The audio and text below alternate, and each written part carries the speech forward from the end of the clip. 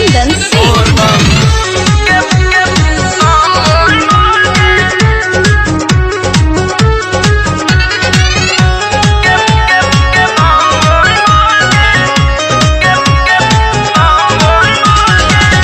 तोहर सबका से होई ना भलाई, होई ओकरा जे देव घर जाई। तोहर सबका से होई ना भलाई, होई ओकरा जे देव घर जाई।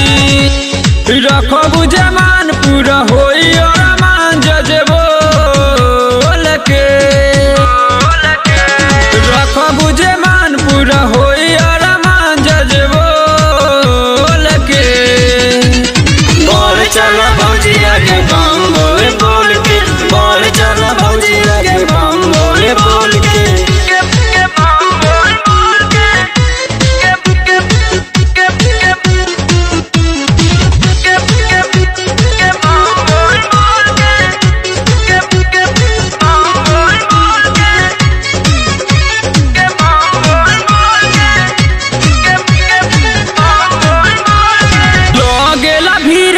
तोहे समझाई के बड़ कवर रहले बाड़ू ले जाई के,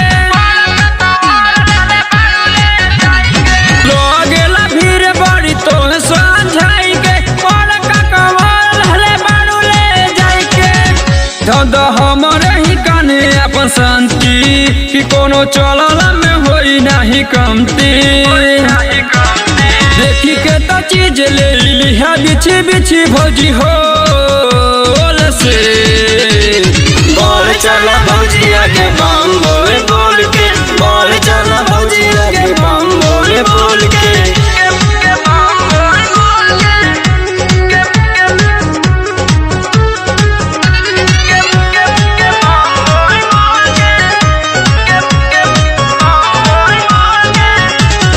जल डोराला बेगाबो दुख नहीं बढ़ेला, ये हमें भोला लेकर पूजा सभे करेला।